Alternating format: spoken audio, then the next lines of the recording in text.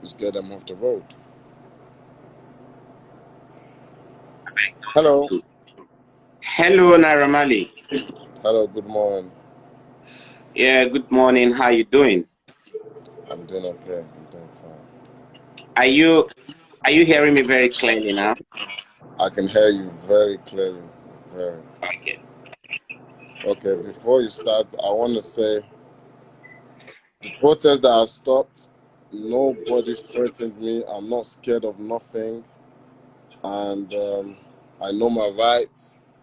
And yes, was me thinking about the safety of everybody. Literally, that was the only thing that stopped me from doing this protest. And the fact that I saw the police initial statement, I saw the statement that they put out, that's what made me stop the protest right now. But all we really want from, should I say, the government or the police force, all we really want is, from what I understand, the SARS is the same thing as SWAT. There's the same thing as a SWAT. And we don't see SWAT anyhow. I mean, back in America or UK, we don't see them anyhow. We only see them for special occasions, for special things. They only come out for special things. But in Nigeria, we see SARS everywhere. And SARS is a special anti-robbery squad. So they should only come out when there's a robbery. That's what we want. They should only come out when there's a robbery. And number two, we need all of them to wear uniform. They need to have the uniform and a police vehicle. They can't be driving around in unmarked vehicle and dressing like armed robbers. They can't be doing that. And all the SARS that have been arrested, we need updates on them. We need to know what's happening to them. Where are they in jail? Because you say they've been arrested. We need more updates on them. And the family of the people they've killed, we need to do something about them, if not give them money or update them about the thing. We need to update them about what's happening. And we need to form a PRC with the young people and the police. We need to form that because we're the one that can tell you what's going wrong and who's bad among us. And also, like, dreads is not a crime. Having dreads is not a crime. Wearing a miniskirt does not mean you're a prostitute. Can you please tell all your police, just tell them, having dreads, having tattoos is not a crime. That's how some people feel comfortable with their body. It's their body. They need to also stop harassing our females. They need to stop. There's a lot of things they just need to stop. They're not doing right. And Marlians, us Marlians, you might think, okay, we're all bad. No, we know what's right. And we know our right. And that's what we're fighting for. By now, sir. So back to you. Okay. First of all, Naira Marley, let me thank you for this initiative and thank you for being very bold and proactive. I equally want to, before I comment on the to say very clearly that this is the first time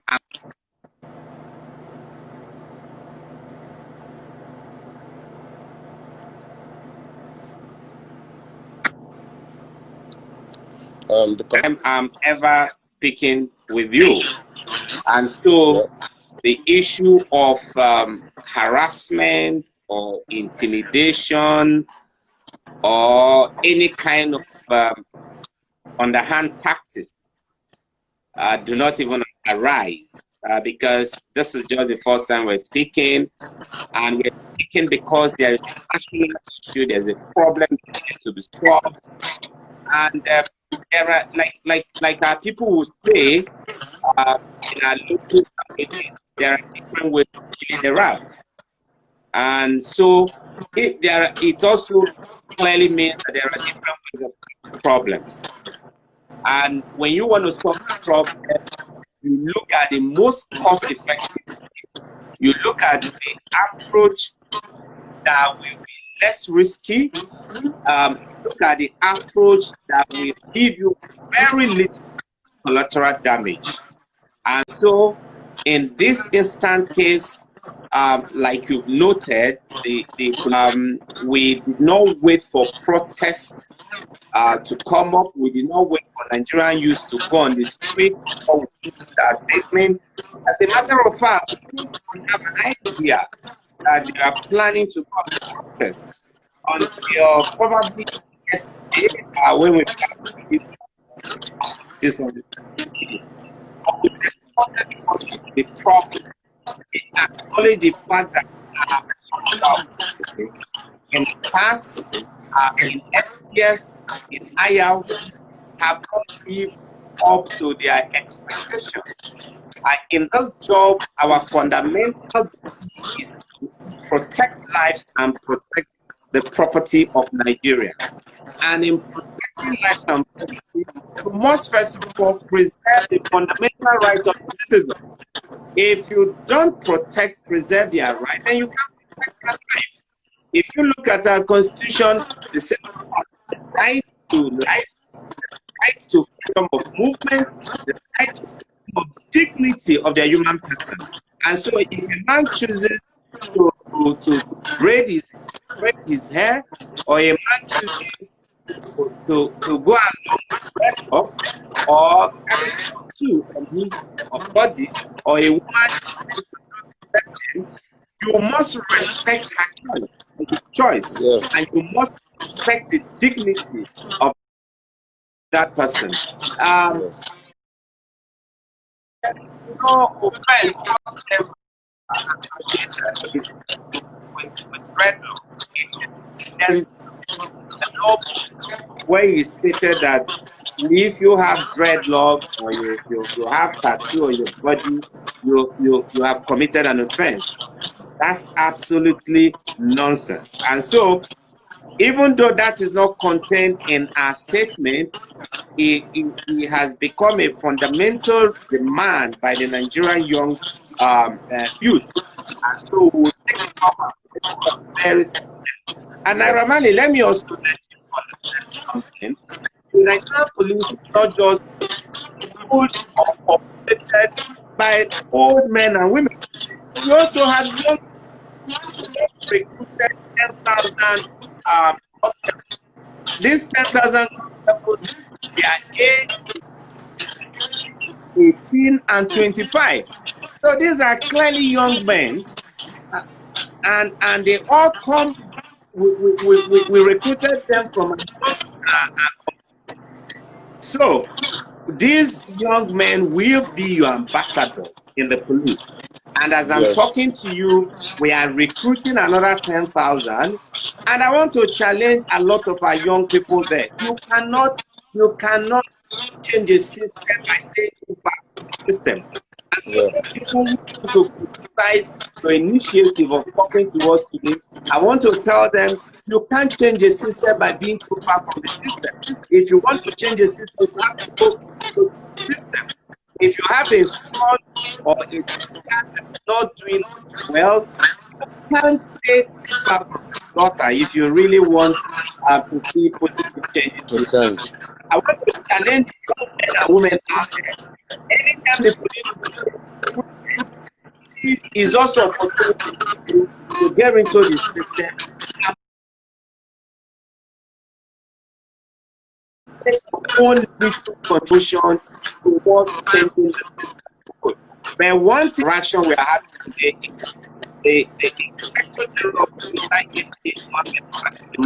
is very serious about the instructions and the restriction orders he has placed on Sars, on SACS, and other people's blood. So when we say we will not allow them to carry out routine patrols, we are serious about it.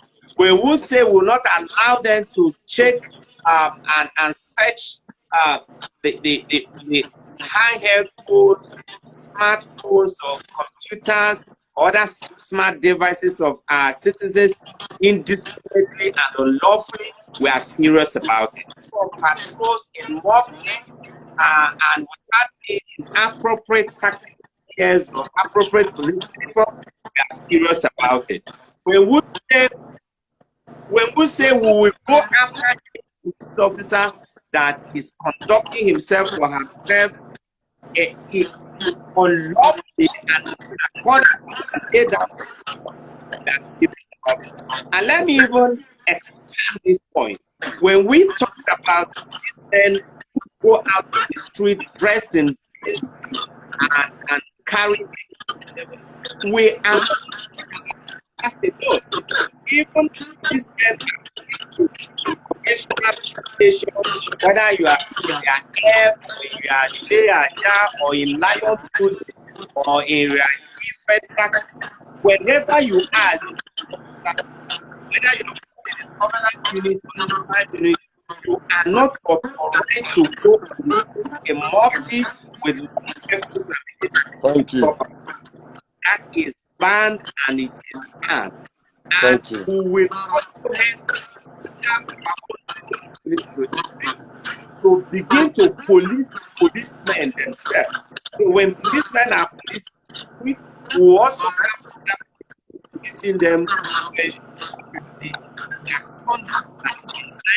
with our standard operating procedures, that they are standard in line with our code of conduct, and that the conduct are in line with the laws of this country. All we want is Nigerians to have patience with us. These Inspector General of Police have not issued this kind of directive.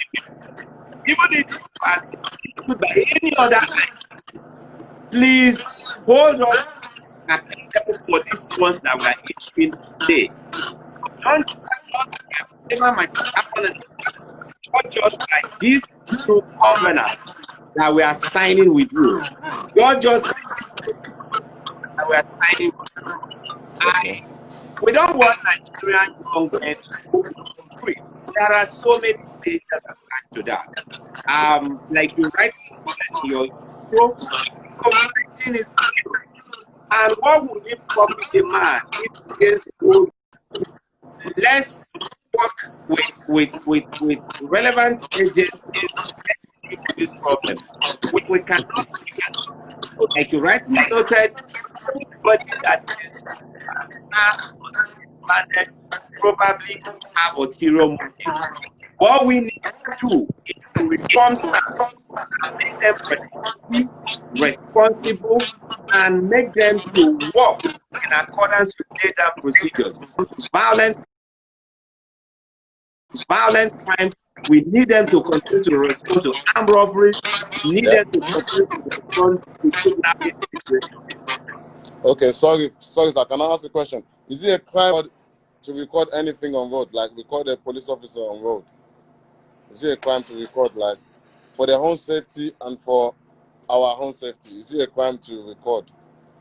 Well, I'll answer you that question very sincerely. It is not a crime for you to record policemen on this. However, in most countries of the world, there are places that are designated as security infrastructure. And that's why if you go to Nigeria, for example, they don't allow you to do this. When you are in a lot of sensitive locations around the world, you will see where they put signs clearly showing that photography and videos are not permitted in those areas. Why is that so? It is so because these are sensitive,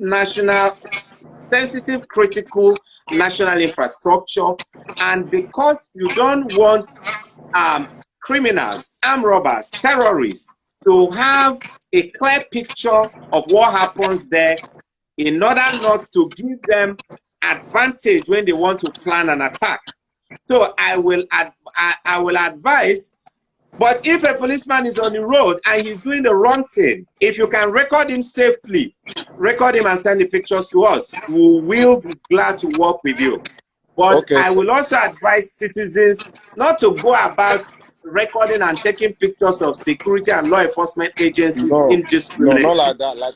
Like if the police officer is stopping me right now can my friend that's with me be recording what's happening for our safety, like the officer safety and our own safety? That is allowed, right? If you're on the road and you're having an interaction with a police officer, and it gets to a point where you feel that this interaction is crossing the line of legitimacy, is crossing the line of legality to illegality, and you needed to have evidence, probably when you want to report incidents to us, you needed to have evidence when you want to report incidents to these authorities, answer, tell him. So you can take pictures, you can do videos, as long as it's safe for you to do so. But I will always advise your safety must take precedence over and above every other consideration. And that's why I always advise Nigerians, when you're on the road and you meet a soldier, a policeman, a civil defense, a custom officer who is armed, I will not encourage you to go into verbal argument or political with the person, as much as you can, that can be used in establishing against the person. But don't go confront somebody who is, and do that myself, and I will never encourage even my age. Okay, so we can record, but we shouldn't do that. And there's something going on right now. They said SARS are currently stopping in Ajah right now. Can you confirm that is true or false? It will be difficult for me to do a direct confirmation now. But what I can say is that let them a DM to us. That location where the incident is happening, I will send the right place. Okay. And then you everyone, because you spent a lot of time talking about recording. I also want to assure Nigerians that right now the Nigerian police has a capacity. A lot of our police officers are experimenting that already in Abuja and other select cities. We have a massive modern digital control room here in the quarters, and our police officers are already wearing body cameras. So the police, there are selected patrol vehicles in that are equipped with cameras, and the police officer running those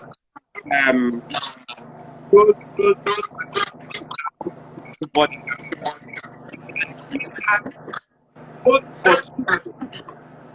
or about 3 reasons. One, with body camera, you are able to gather video evidence and pictorial evidence of crimes on the street.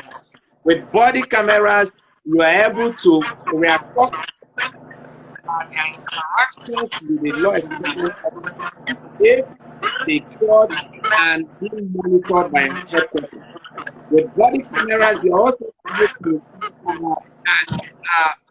assure the police officer himself that he is also being protected in case the citizen is interacting with right against him. And so will be that as being improved and that government camera all over the country. So to be honest, Naira Marley is that there are a whole lot of things that we can do better if the Nigerian police is better funded. And so, even as you people are agitating for a reform, I also want you people to also begin to talk to government agencies, to corporate Nigeria, to very rich Nigerians, the billionaires out there, to begin to invest a fraction of their wealth in improving the security in this country, the security architecture in this country. We don't need their cash. We want in build critical items and tools that we need to work with. We need to have better vehicles. We need to have body cameras. We need to have less lethal weapons, tasers, for example. If every police officer in Nigeria can carry taser, for example, you don't need to fire live bullets. You can use a taser to temporarily demobilize a suspect without inflicting any fatal or life-threatening injury on the suspect. So what I'm saying is that it is everything we're doing should be a work in progress, and we must work. You hearing me clearly? I can hear you now. Okay. We must. I do see now. I don't know how the real ones are there. The real ones must concentrate on solving the problems that are being exposed by the real ones. I don't know how real it is now. The ones that they are in Aja, I just got from a right source, a correct source, that they are currently in Aja, but I don't know how right that is. If it's fake news. Have they done the DM to us so that we can work on it? Guys, so can you just give me the exact location so I can pass the instruction right away? Where in Aja, a vast area? Okay. CM talking about, can you tell us? She says on my radio, but waiting for her to say where in Aja. Okay, well, just give us like 1 minute. I'll radio him to talk about what. She'll give us the. So basically, they're not gonna be on road. Stop doing any illegal works. That's what we understand right now. So we need to know where in Aja, guys. Can you type where in Aja?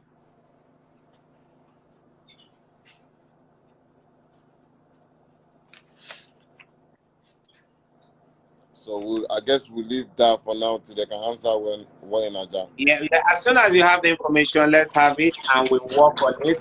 I also want to clear one point. We are not going to leave our streets unpoliced. There will be conventional patrol vehicles policing our streets.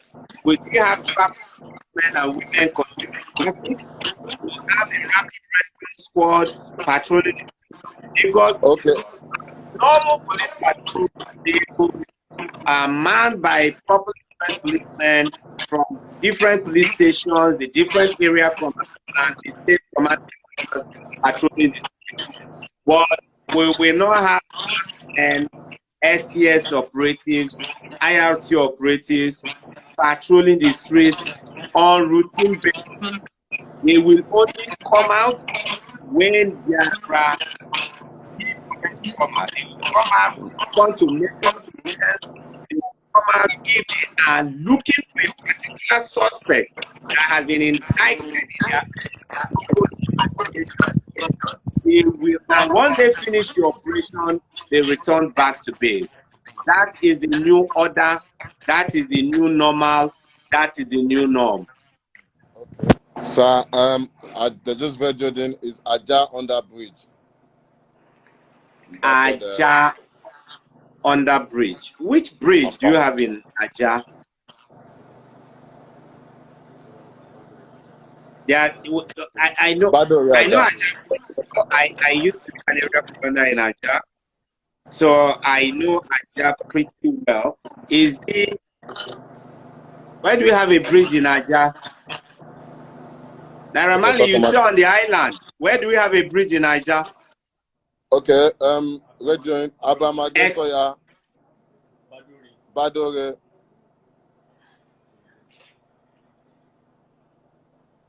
Okay. Abraham Adesoya. Yeah. Is it by the roundabout? Is this somewhere around? Is this somewhere around the roundabout? Yes. Okay, we'll call the area commander to send a monitoring team there right away. Okay. Yes, please. Can they give you more details, like the kind of vehicle that? Can they what? Can they give you more details? For example, the description of the kind of vehicle they are using. Yes, can you guys give more details? Talk about we need more details. J- Let's just have enough details, but right away we are talking with Bolaho, Bolaho will go into. Incidentally, the area commander Ajad doesn't take nonsense. As a matter of fact, the two SARS men that are currently detained. So I'm sure once this information passes, once this information gets to him, okay, they're in a black danfo, apparently. black down for Black danfo right now. the PRO So whenever we can. command right away to get across to area commander to look out for these men. They say they are in a black down. They are operating